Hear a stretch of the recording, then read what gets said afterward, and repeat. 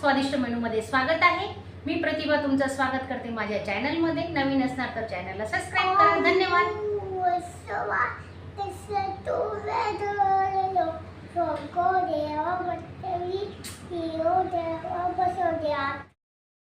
नमस्कार मैत्रिणींनो, आज आपण झटपट रेसिपी बनवणार आहे।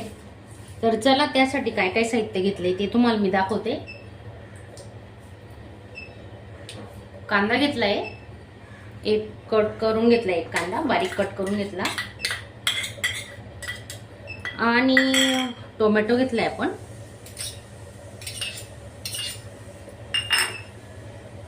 कोथिंबीर घेतली,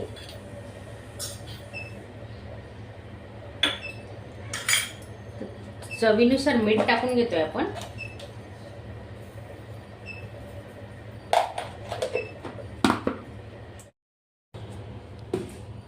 तर हे पापड आहेत, उडदाचे पापड भाजून घेतलेले आहेत। तर त्याची रेसिपी बनवतोय आपण।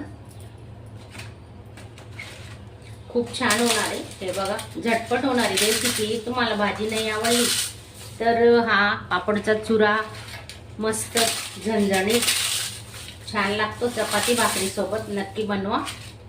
तर आपण असं सर्व पापड 8-10 पापड घेतले आहेत। तर ते पापड आपण आता चिरून घेणार आहे।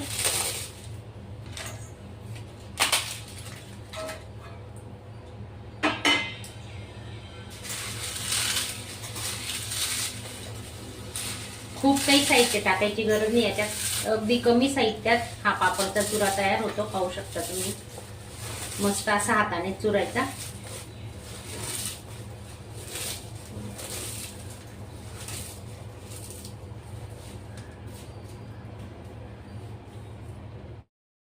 तिळीची चटणी बनवलेली आपण, तीळ शेंगदाणे खोबरं ही चटणी आपण याचा व्हिडिओ अपलोड केलेला आहे, तो तुम्ही नक्की बघा। खूपच छान होते आणि याच्यात मीठही वापरलेलं आहे, लसूण तळलेला आहे, कढीपत्ता सर्व काही या चटणीत आहे।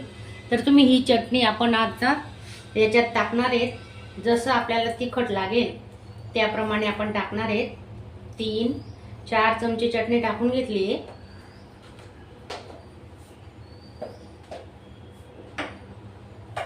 मिक्स करून घेऊ।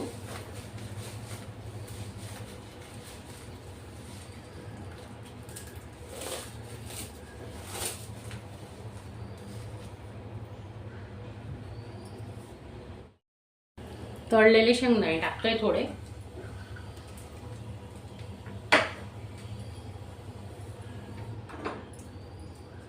तेल गरम केलेलं आहे, त्याच्यात थोडी कोथिंबीर टाकतोय आपण। याच्यात ओतून देणार आहे, हे बघा मिक्स करून घेऊ मस्त। खूप छान रेसिपी आहे।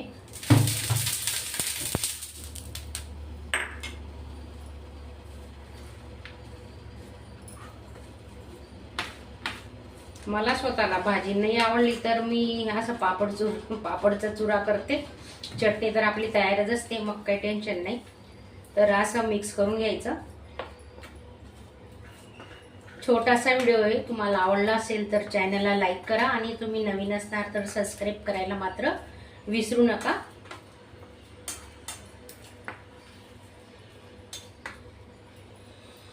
तर आपण त्याच्यात वरून गार्निशिंग साठी थोडेसे शेंगदाणे टाकतो, हे बघा।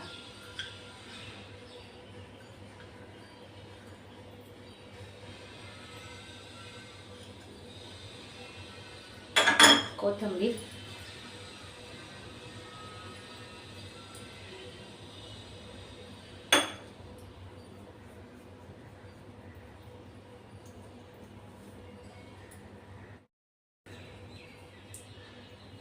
कसा वाटला पापडचा कुसमुर? आमच्याकडे कुसमुरच बोलतात, तुमच्याकडे काय बोलतात? तुम्ही खातात का?